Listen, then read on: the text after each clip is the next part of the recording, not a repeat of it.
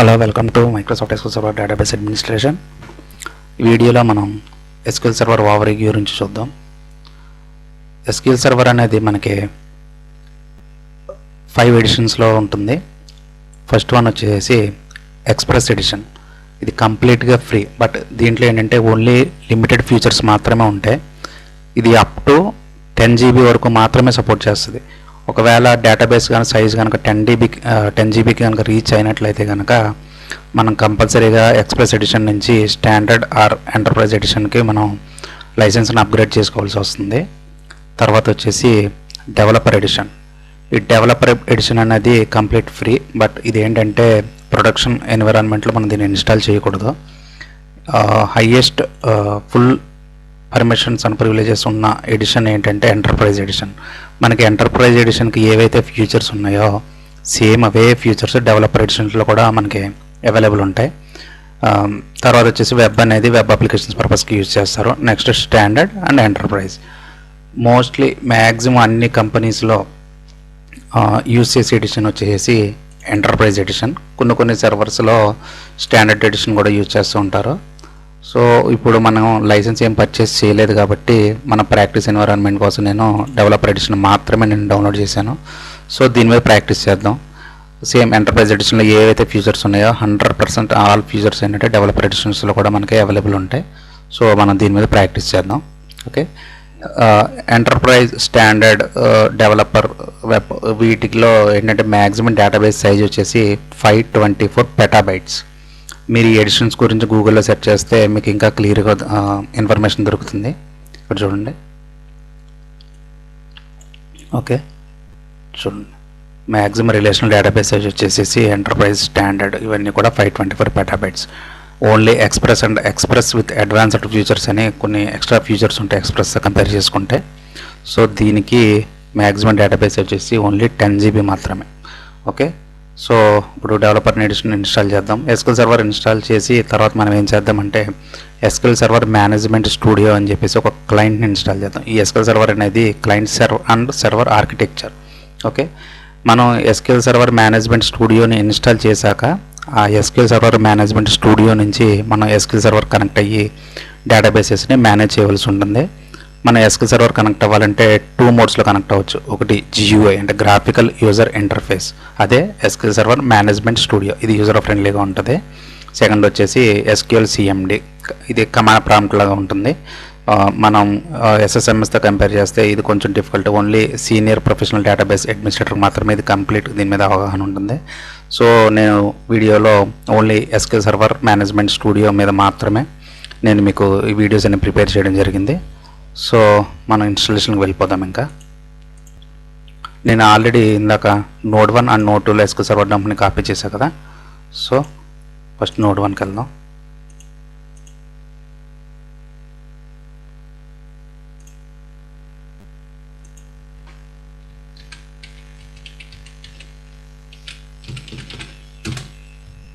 Okay, చూడండి, మనం already mount చేసాం కదా. ఇక్కడ సెటప్ అని కనిపిస్తుంది కదా మీకు, దీని మీద రైట్ క్లిక్ చేసి రన్ యాజ్ అడ్మినిస్ట్రేటర్ క్లిక్ చేయండి.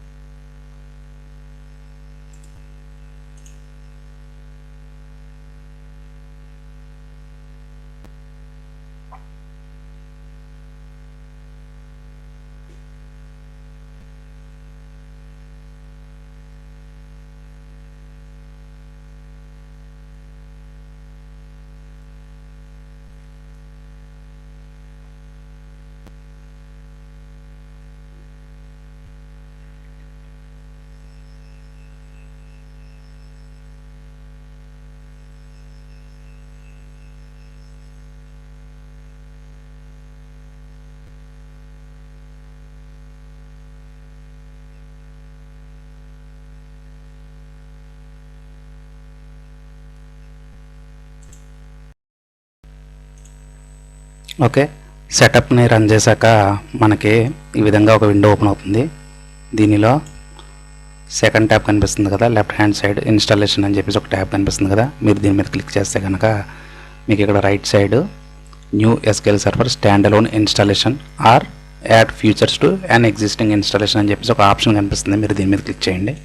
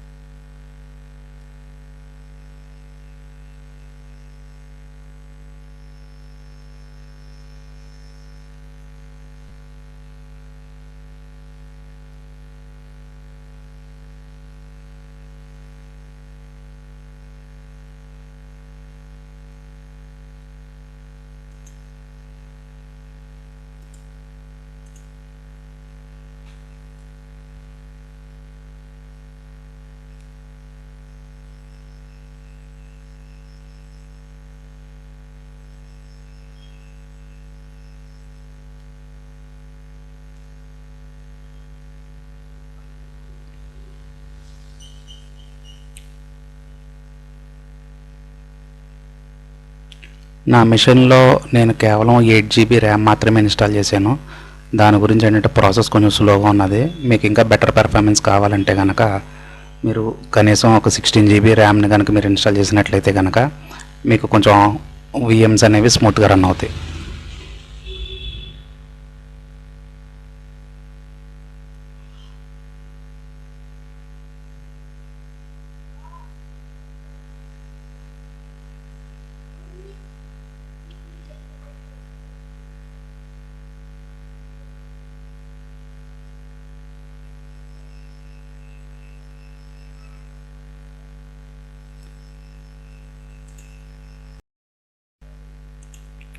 ఓకే, మనకి ఇక్కడ నెక్స్ట్ స్క్రీన్లో స్పెసిఫై ఏ ఫ్రీ ఎడిషన్ అని చెప్పేసి ఉన్నది కదా. దీంట్లో మనకి 3 ఎడిషన్స్ అవైలబుల్ కనిపిస్తున్నాయి కదా, ఎవల్యూషన్, డెవలపర్ అండ్ ఎక్స్ప్రెస్. నేను ఓన్లీ ప్రాక్టీస్ పర్పస్కే కాబట్టి ఎవల్యూషన్ చూస్ చేసుకుంటున్నాను. దీనిలో కంప్లీట్ అన్ని ఫీచర్స్ కూడా ఇంక్లూడ్ అయిపోయి ఉంటాయి. దీనికి మనకి ఎటువంటి లైసెన్స్ అవసరం లేదు. ఇది 180 days వర్క్ చేస్తుంది. 180 days తర్వాత మనకి ఇది పని చేయదు. ఇంకా ఒకవేళ మీకు వర్క్ చేయాలనుకుంటే తర్వాత మీరు లైసెన్స్ అసైన్ చేసుకోవాల్సి ఉంటుంది. ఒకవేళ మీరు ఆల్రెడీ ఎస్క్యూఎల్ సర్వర్ అయినా పర్చేస్ చేసినట్లయితే కనుక enter the product key second option select చేసుకుని మీ కీని ఇక్కడ ఎంటర్ చేసి నెక్స్ట్ ప్రెస్ చేయండి. ఓకే, నా దగ్గర నేను ఎటువంటి ఎస్క్యూఎల్ సర్వర్ని పర్చేస్ చేయలేదు. సో నేను ఓన్లీ ఎవల్యూషన్ మాత్రమే సెలెక్ట్ చేసుకుని నేను ఇక్కడ నెక్స్ట్ క్లిక్ చేస్తున్నాను. ఓకే, ఇక్కడ ఐ యాక్సెప్ట్, నెక్స్ట్.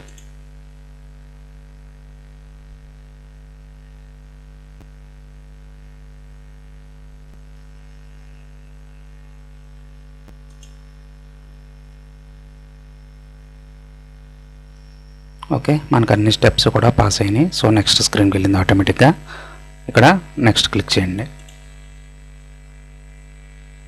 ఓకే, ఇక్కడ మనకి ఒక ఎర్రర్ వచ్చింది. ఇది యాక్చువల్ ఎర్రర్ కదా, ఒక వార్నింగ్ మెసేజ్ అంతే.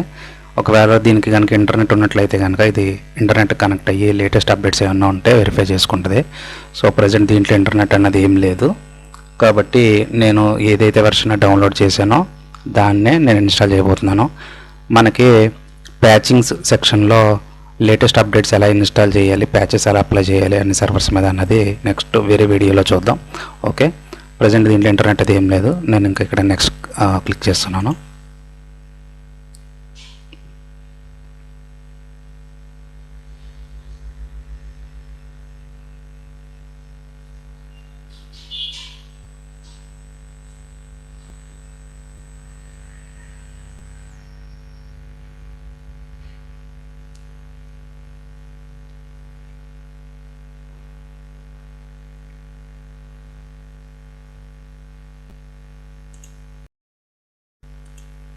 ఓకే, నెక్స్ట్ స్క్రీన్లో మనకి ఇక్కడ 2 వార్నింగ్ మెసేజెస్ వచ్చినాయి కదా. విండోస్ ఫైర్వాల్, దీన్ని మనం ఇగ్నోర్ చేయొచ్చు. ఇది .NET related future related warning message, మనం దీన్ని కూడా ఇగ్నోర్ చేయొచ్చు. సో నెక్స్ట్ అని క్లిక్ చేయండి.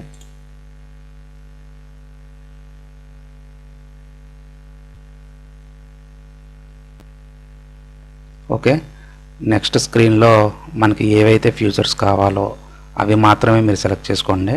ఇక్కడ మనకి ఎస్క్యూఎల్ సర్వర్ ఇన్స్టాల్ చేయాలంటే మనకు ముఖ్యంగా కావాల్సింది database engine services. Okay, in case మీకు రెప్లికేషన్ ఫీచర్ కావాలంటే దీన్ని మరి సెలెక్ట్ చేసుకోవచ్చు. నేను ప్రజెంట్ ఇవేమీ సెలెక్ట్ చేయట్లేదు. నెక్స్ట్ వీడియోస్లో ఈ ఫీచర్స్ అన్నీ ఎలా యాడ్ చేసుకోవాలన్న దాని గురించి నేను ఎక్స్ప్లెయిన్ చేస్తాను.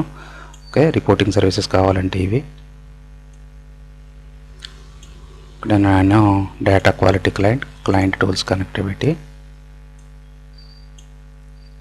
Client tools backward compatibility, client tools SDK, document components and SQL server connectivity SDK. ఈ ఫీచర్స్ మాత్రమే నేను సెలెక్ట్ చేసుకున్నాను. బిఫోర్ 2016 వెర్షన్స్లో మనకి ఎస్క్యూఎల్ సర్వర్ మేనేజ్మెంట్ స్టూడియో కూడా ఇక్కడ క్లయింట్ టూల్స్ కనెక్టివిటీ దగ్గర మనకి ఒక ఫీచర్ కనిపించేది, client tools basic and client tools complete అని చెప్పేసి. మీరు అది కనుక సెలెక్ట్ చేసుకుని ఇన్స్టాల్ చేసినట్లయితే కనుక ఎస్క్యూఎల్ సర్వర్ మేనేజ్మెంట్ స్టూడియో కూడా ఎస్క్యూఎల్ సర్వర్తో పాటు ఆటోమేటిక్గా ఇన్స్టాల్ అయ్యేది. బట్ 2016 వెర్షన్ నుంచి మనం ఎస్క్యూఎల్ సర్వర్ మేనేజ్మెంట్ స్టూడియోని సెపరేట్గా డౌన్లోడ్ చేసుకుని ఇన్స్టాల్ చేసుకోవాల్సి వస్తుంది. సో ఇది కంప్లీట్ అయ్యాక మనం ఎస్క్యూఎల్ సర్వర్ మేనేజ్మెంట్ స్టూడియోని ఎలా డౌన్లోడ్ చేయాలి, ఎలా ఇన్స్టాల్ చేయాలి అనే దాని గురించి చూద్దాం. ఓకే, నాకు ప్రజెంట్ ఈ విర్చువల్ మిషన్లో ఓన్లీ ఒక డ్రైవ్ మాత్రమే ఉన్నది. చూడండి, సి డ్రైవ్ ఒకటి క్రియేట్ చేసుకున్నా కదా. సో ఇక్కడ ఇన్స్టాలేషన్ ఎక్కడ సెలెక్ట్ చేసుకుంటామని చెప్పేసి అడుగుతుంది. మీకు వేరే డ్రైవ్స్ ఏమైనా ఉంటే కనుక ఇక్కడ మీరు డి ఉంటే డి, లేదు ఇంకా ఏమైనా డ్రైవ్స్ ఉంటే కనుక డ్రైవ్స్ పాత్ చేంజ్ చేసుకోవచ్చు.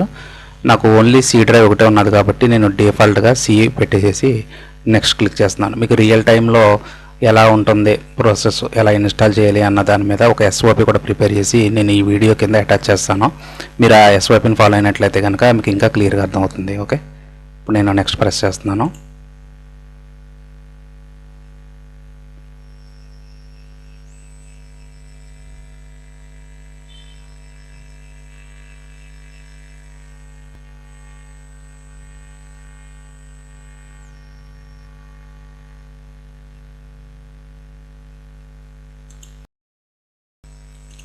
ఓకే, నెక్స్ట్ స్క్రీన్లో మనకి ఇక్కడ 2 ఆప్షన్స్ కనిపిస్తున్నాయి కదా. ఒకటి డిఫాల్ట్ ఇన్స్టెన్స్, సెకండ్ వచ్చేసి named instance.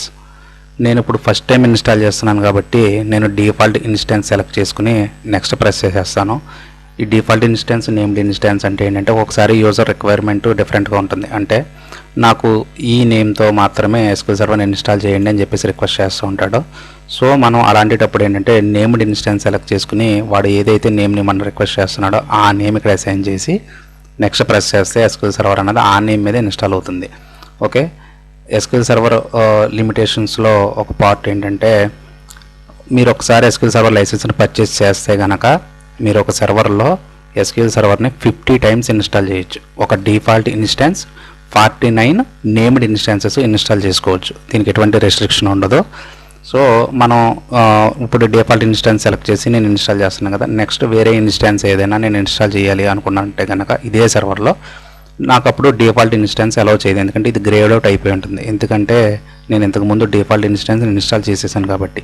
So second time install చేయాలంటే కనుక మనం కంపల్సరీగా నేమ్డ్ ఇన్స్టాన్స్ని సెలెక్ట్ చేసుకుని మీకు ఏ నేమ్ అయితే ఇక్కడ కావాలో ఆ నేమ్ని ఇక్కడ ఎంటర్ చేసి నెక్స్ట్ ప్రెస్ చేస్తే ఆ నేమ్ మీద ఇన్స్టాలేషన్ అనేది కంప్లీట్ అవుతుంది. ఓకే, ఇప్పుడు నేను డిఫాల్ట్ ఇన్స్టెన్స్ మాత్రమే నేను సెలెక్ట్ చేసుకున్నాను. నెక్స్ట్ ప్రెస్ చేస్తున్నాను.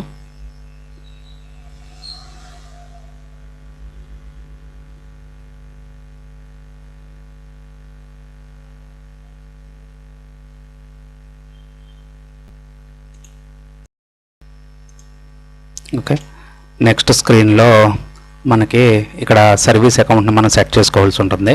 ఇక్కడ మనకి 3 ఫీచర్స్ కనిపిస్తున్నాయి కదా. ఒకటి SQL server agent, database engine and SQL server browser. ఈ 3 సర్వీసెస్ యూజేజ్ ఏంటంటే మనకి ఎస్క్యూఎల్ సర్వర్ అనేది డిఫాల్ట్గా 1433 పోర్ట్ నెంబర్ మీద రన్ అవుతూ ఉంటుంది. అంటే మన ఎస్క్యూఎల్ సర్వర్ కనెక్ట్ అవ్వాలంటే కనుక ఆ 1433 పోర్ట్ని యూజ్ చేసుకుని అప్లికేషన్ నుంచి డేటాబేస్ కనెక్ట్ అవ్వాలి. ఒకవేళ మీకు ఆ పోర్ట్ నాకు వద్దు, వేరే పోర్ట్ ఏదైనా నేను చేంజ్ చేసుకుంటాను అంటే కూడా మీరు వేరే పోర్ట్ నుంచి కనెక్ట్ అవ్వచ్చు, ఆ పోర్ట్ని చేంజ్ చేసుకోవచ్చు.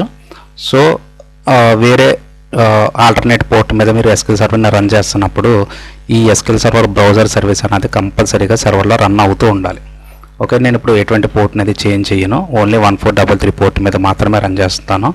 సో నేను దీన్ని అసలు టచ్ చేయట్లేదు, ఇది డిసేబుల్లో ఉంచినా మనకు వచ్చిన ఇష్యూ ఏమి ఉండదు. సెకండ్ వచ్చేసి ఎస్క్యూఎల్ సర్వర్ డేటాబేస్ ఇంజన్. అంటే మనకి మెయిన్ ఎస్క్యూఎల్ సర్వర్ అంతా రన్ అయ్యేది ఈ డేటాబేస్ ఇంజన్ మీద మాత్రమే. మన డేటాబేస్ క్రియేట్ చేయాలన్నా మేనేజ్ చేయాలన్నా మనకి కంపల్సరీగా SQL server database engine service అన్నది రన్నింగ్లో ఎప్పుడూ ఉండాలి. తర్వాత వచ్చేసి ఎస్క్యూఎల్ సర్వర్ ఏజెంట్. ఈ ఏజెంట్ ఏంటంటే ఒక స్కెడ్యూలింగ్ ఇంజిన్ అనుకోవాలి మనం. అంటే ఏదైనా ఒక మెయింటెనెన్స్ ప్లాన్ కానీ ఒక జాబ్ కానీ ఏదైనా మనం షెడ్యూల్ చేస్తూ ఉంటాం అని, అంటే పలానా టైంకి ఈ జాబ్ ట్రిగ్గర్ అవ్వాలి అని చెప్పేసి ఈ రిపోర్ట్ రన్ అవ్వాలి, ఇలాంటి మన రూల్స్ ఏమన్నా కనుక పెట్టాలి అనుకుంటే కనుక బ్యాక్ ఎండ్లో ఈ ఎస్క్యూఎల్ సర్వర్ ఏజెంట్ సర్వీస్ని కంపల్సరీగా రన్నింగ్లోనే ఉంచాలి. అలా ఉంచినప్పుడే మీరు క్రియేట్ చేసిన జాబ్ ఆ షెడ్యూల్ చేసిన టైంకి ఆటోమేటిక్గా రన్ అవుతుంది. ఒకవేళ ఈ ఏజెంట్ సర్వీస్ కనుక డిసేబుల్లో ఉంటే కనుక మీరు షెడ్యూల్ చేసిన జాబు ఎప్పుడు కూడా రన్ అవ్వదు. సో ఎప్పుడు కూడా ఇది రన్నింగ్లో ఉండేలా చూసుకోండి. ఓకే, ఇక్కడ బై డిఫాల్ట్ ఏంటంటే NT service, SQL server agent ఇవన్నీ కూడా సిస్టమ్తో వచ్చిన సర్వీసెస్. బట్ ఏంటంటే రియల్ టైంలో మనకి ఎలా ఉంటుందంటే ఇప్పుడు కూడా అకౌంట్ నేమ్ అనేది ఒక సర్వీస్ అకౌంట్కి సెట్ చేస్తారు. ప్రజెంట్ ఏంటంటే నేను డొమైన్లో ఎటువంటి యూజర్ని క్రియేట్ చేయలేదు. ఇప్పుడు ఒక సర్వీస్ అకౌంట్ని ఒక అకౌంట్ నేమ్ని నేను డొమైన్లో క్రియేట్ చేసి ఆ యూజర్ అకౌంట్ క్రెడెన్షియల్స్ నేను ఇక్కడ రన్ చేస్తాను. సో ఎస్క్యూఎల్ సర్వర్ అనేది ఆ సర్వీస్ అకౌంట్ మీద మాత్రమే రన్ అవుతుంది. మీ దగ్గర ఒక 1000 సర్వర్స్ కానీ ఇంకా ఎక్కువ సర్వర్స్ ఉన్నా కూడా ప్రతి సర్వర్లో కూడా ఒకటే సర్వీస్ అకౌంట్ని ఎప్పుడు మెయింటైన్ చేయండి. అది చాలా చోట్ల యూజ్ అవుతుంది. ఎందుకంటే ఎప్పుడైనా ప్యాచింగ్స్ అప్లై చేస్తున్నారు అనుకోండి, ఒకేసారి 1000 సర్వర్స్ మీద కూడా ఒకటేసారి ప్యాచెస్ అని అప్లై చేయొచ్చు సర్వీస్ అకౌంట్ని యూజ్ చేసి. అదే ఒక్కొక్క సర్వర్లో ఒక్కొక్క అకౌంట్ నేమ్ని కనుక యూజ్ చేస్తే అన్ని సర్వర్స్కి మనకి ఎట్ ఎ టైమ్ కనెక్ట్ అవ్వడానికి వీలు ఉండదు. ఓకే, అది ఏంటి ఎలాగా అన్నది నెక్స్ట్ వీడియోస్లో చూద్దాం. ఇప్పుడైతే మాత్రం ఒక అకౌంట్ నేమ్ని క్రియేట్ చేస్తాను. డొమైన్లోకి వచ్చి డొమైన్లోకి లాగిన్ అవుతున్నాను.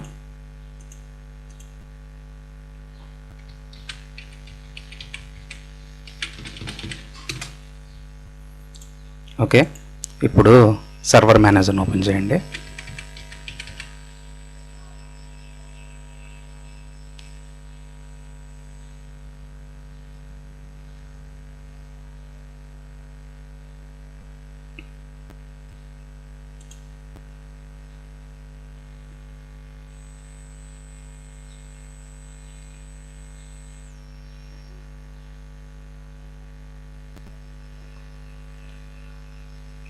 ఓకే, సర్వర్ మేనేజర్ ఓపెన్ అయింది కదా. ఈ డాష్ బోర్డ్లో ఇక్కడ మీకు టూల్స్ అని ఒక ఆప్షన్ ఉంది కదా, దీంట్లోకి వస్తే కనుక ఇక్కడ చూడండి active directory users and computers అని చెప్పేసి ఒక ఆప్షన్ కనిపిస్తుంది కదా. ఇది మనం యాక్టివ్ డైరెక్టరీని ఇన్స్టాల్ చేశాక మాత్రమే ఈ ఆప్షన్ వచ్చింది. ఒకవేళ మనం డొమైన్ సర్వీసెస్ కనుక ఇన్స్టాల్ చేయకపోతే కనుక ఇక్కడ మీకు ఈ ఆప్షన్ కనిపించదు. ఓకే, సో నేను ఇప్పుడు దీన్ని క్లిక్ చేస్తున్నాను.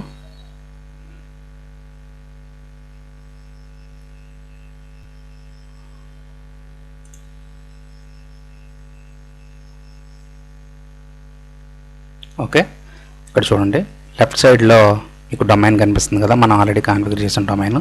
దీన్ని ఎక్స్పాండ్ చేయండి. ఎక్స్పాండ్ చేస్తే ఇక్కడ చూడండి కంప్యూటర్స్, యూజర్స్ ఇవన్నీ మనకు కనిపిస్తున్నాయి కదా. ఇప్పుడు నేను ఒక సర్వీస్ అకౌంట్ క్రియేట్ చేయాలనుకుంటున్నాను కాబట్టి నేను ఇక్కడ చూడండి ఒక యూజర్ మీద క్లిక్ చేసి ఇక్కడ ఒక యూజర్ని క్రియేట్ చేస్తున్నాను. New user. ఓకే, ఇక్కడ వచ్చేసి మీరు ఏదైనా నేమ్ ఇచ్చుకోవచ్చు. సర్వీస్ అకౌంట్ నేము నేను డేటాబేస్ సర్వీస్ అకౌంట్ DBSA అని చెప్పేసి నేను ఒక నేమ్ అసైన్ చేసుకున్నాను.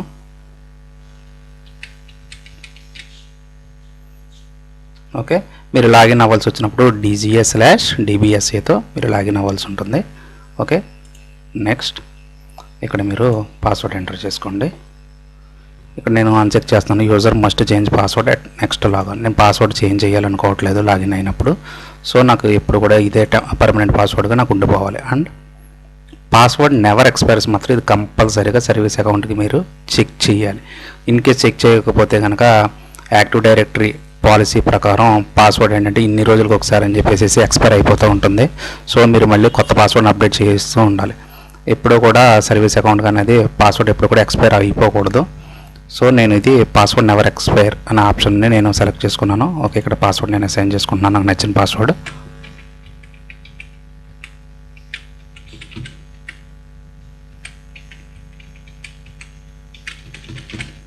Okay, next finish. ఇప్పుడు నేను యూజర్ని అయితే క్రియేట్ చేశాను, బట్ దానికి నేను ఇంకా పర్మిషన్స్ అసైన్ చేయలేదు. ఇది నార్మల్ యూజర్గానే ఉంటుంది. సో నేను ఇప్పుడు దీన్ని ఏం చేస్తున్నానంటే అడ్మినిస్ట్రేటర్ గ్రూప్లో నేను యాడ్ చేస్తాను. చూడండి,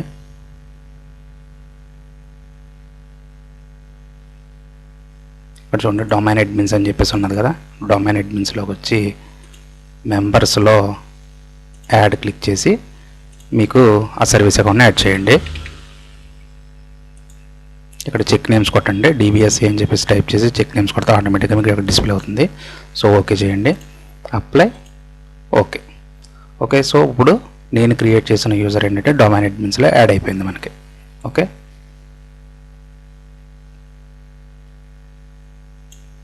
సో ఇప్పుడు దీన్ని క్లోజ్ చేస్తున్నాను. ఇప్పుడు మళ్ళీ నేను నోడ్ 1కి స్విచ్ అవుతున్నాను.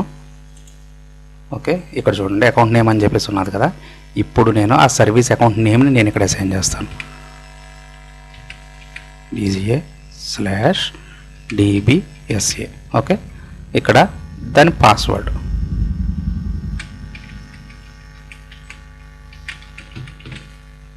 మీకు రియల్ టైంలో మీరు వర్క్ చేసేటప్పుడు ఈ సర్వీస్ అకౌంట్స్ అన్నీ మీరు క్రియేట్ చేసుకోవాల్సిన అవసరం లేదు. యాక్టివ్ డైరెక్టరీ అని చెప్పేసి మనకు ఒక సెపరేట్ టీం ఉంటుంది. ఒకవేళ అది న్యూ ప్రాజెక్ట్ కనుక అయి ఉంటే కనుక మీరు స్టార్టింగ్లోనే యాక్టివ్ డైరెక్టరీ టీమ్కి ఒక రిక్వెస్ట్ని రేజ్ చేసి మీకు కావాల్సిన సర్వీస్ అకౌంట్ని మీరు క్రియేట్ చేయమని చెప్పేసి వాళ్ళకి రిక్వెస్ట్ని రేజ్ చేసినట్లయితే కనుక ఆ యాక్టివ్ డైరెక్టరీ టీం అన్నదే మీరు రిక్వెస్ట్ చేసిన సర్వీస్ అకౌంట్ని క్రియేట్ చేసి వాళ్ళు మీకు క్రెడెన్షియల్స్ ఇస్తారు. సో నెక్స్ట్ టైం ఏ సర్వర్ అయినా కొత్త సర్వర్ సెటప్ చేసినప్పుడు లేదంటే కొత్తగా ఏదైనా SQL సర్వర్ని ఇన్స్టాల్ చేసినప్పుడు మీరు అదే సర్వీస్ అకౌంట్ని కంటిన్యూ చేయవలసి ఉంటుంది. Okay, so SQL server database engine దగ్గర కూడా నేను సేమ్ ఇదే సర్వీస్ అకౌంట్ని యూజ్ చేసుకుంటున్నాను. DGA/database service account.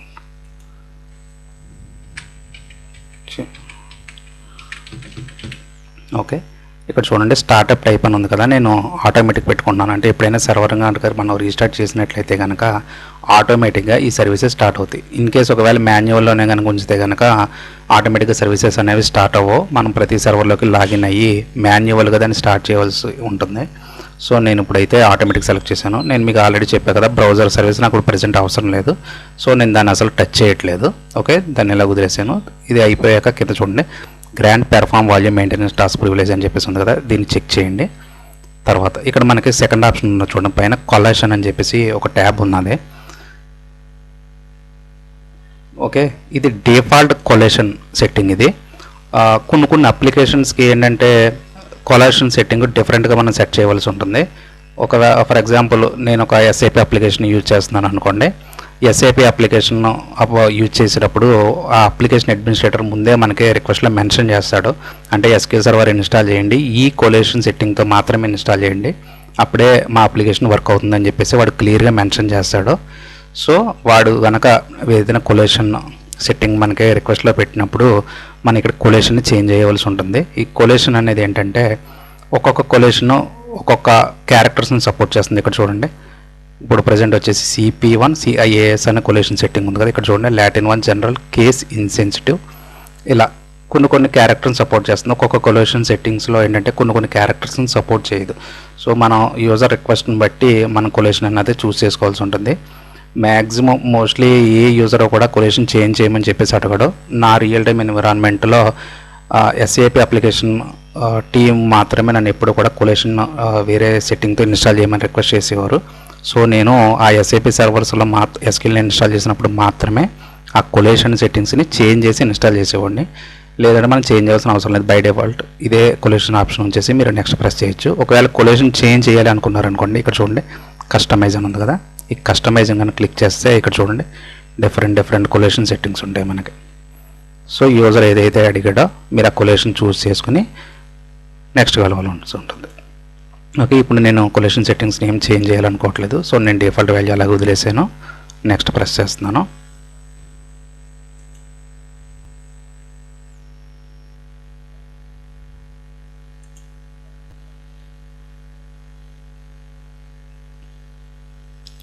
So next స్క్రీన్లో ఏంటంటే మనకి ఇక్కడ ఆథెంటికేషన్ మోడ్ అని చెప్పేసి ఉంది కదా, ఇక్కడ చూడండి Windows authentication mode and mixed mode. Mixed mode అంటే Windows authentication plus SQL server authentication, ఈ రెండింటిని కలిపి మిక్స్డ్ మోడ్ అంటాం. మనం ఇప్పుడు కూడా కొంతమంది ఏంటంటే ఓన్లీ విండోస్ ఆథెంటికేషన్ మాత్రమే సెలెక్ట్ చేసుకుని SQL సర్వర్ని ఇన్స్టాల్ చేసుకుంటారు. ఒకవేళ విండోస్ ఆథెంటికేషన్ మోడ్ని మాత్రం మనం సెలెక్ట్ చేసుకుని ఇన్స్టాల్ చేసుకుంటే కనుక దాంట్లో ఓన్లీ విండోస్ లాగిన్స్ని మాత్రమే మనం క్రియేట్ చేయగలం. SQL లాగిన్స్ అనేవి మనం అసలు క్రియేట్ చేయలేము. సో నాకు ఇంటి మీద మీకు నేను చూపించాలనుకున్నాను. విండోస్ ఆథెంటికేషన్ అంటే ఏంటి, ఎస్క్యూఎల్ సర్వర్ ఆథెంటికేషన్ అంటే ఏంటి, ఈ రెండింటికి నేను డిఫరెన్సెస్ మీకు చూపించాలనుకుంటున్నాను. అందుకని చెప్పేసి నేను మిక్స్డ్ మోడ్ సెలెక్ట్ చేసుకున్నాను ఇక్కడ. ఓకే, ఇక్కడ ఎస్క్యూఎల్ సర్వర్ ఇన్స్టాల్ చేసినప్పుడు బై డిఫాల్ట్గా మనకి ఎస్ఏ అనే ఒక యూజర్ అకౌంట్ క్రియేట్ అవుతుంది. ఓకే, ఇక్కడ మనం ఎస్ఏ అకౌంట్కి పాస్వర్డ్ సెట్ చేస్తున్నాను.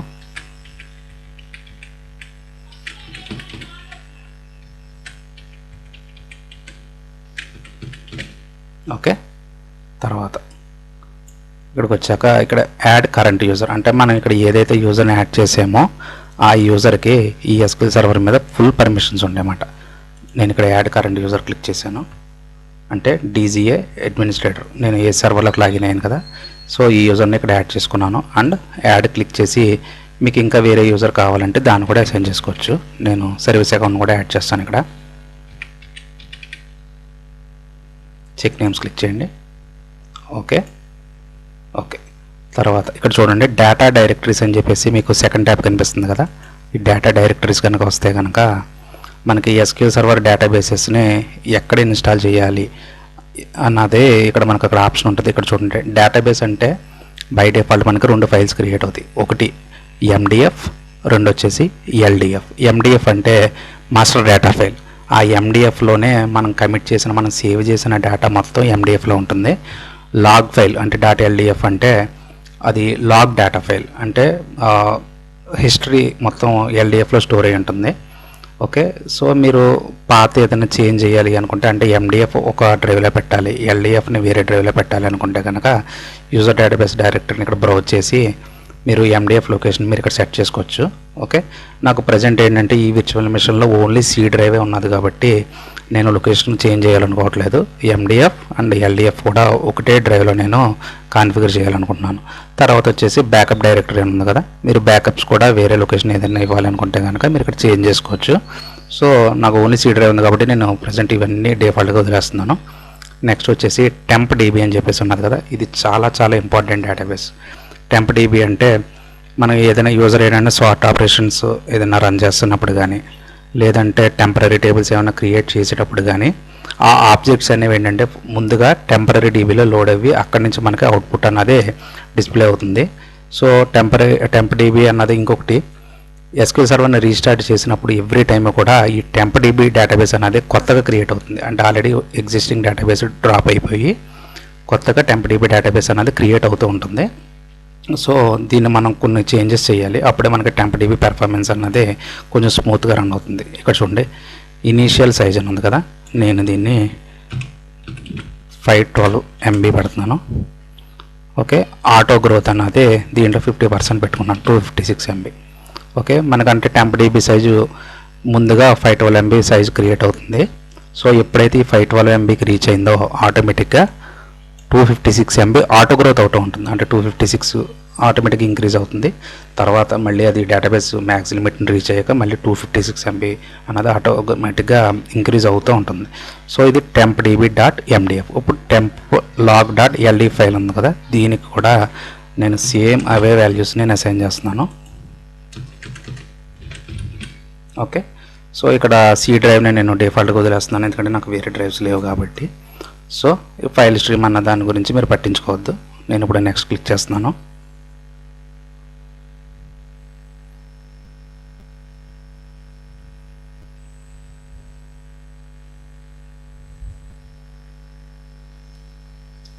ఇక్కడ చూడండి ఇప్పుడు వరకు ఏంటంటే మనం సెలెక్ట్ చేసుకున్న సెటప్ కాన్ఫిగరేషన్ రిలేటెడ్ ఇన్ఫర్మేషన్ మొత్తం ఇక్కడ ఉన్నది. ఓకే, చూడండి టెంప్ డీబీ నేను సెట్ చేశాను కదా, 512 MB 256 MB. ఒకవేళ మీకు దీంట్లో ఏమైనా చేంజెస్ చేయాలనుకుంటే కనుక మళ్ళీ మీరు బ్యాక్ ప్రెస్ చేసి మీరు చేంజెస్ అనేవి చేసుకోవచ్చు. ఇక్కడ చూడండి ఒకసారి నేను బ్యాక్ ప్రెస్ చేస్తున్నాను, ఒక చిన్న చేంజ్ చేయాలనుకుంటున్నాను. అదేంటంటే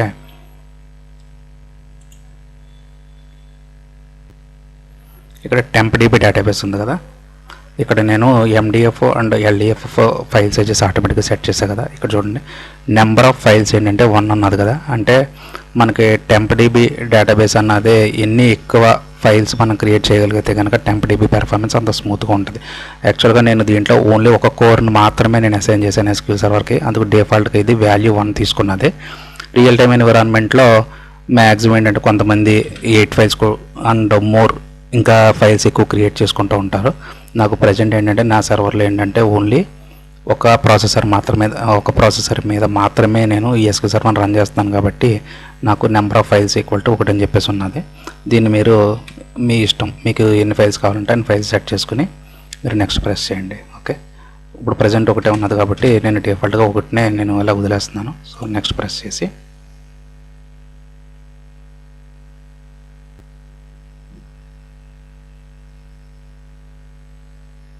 ఓకే ఇన్స్టాల్ మీద క్లిక్ చేస్తే మనకి ఎస్క్యూఎల్ సర్వర్ ఇన్స్టాలేషన్ అనేది స్టార్ట్ అవుతుంది.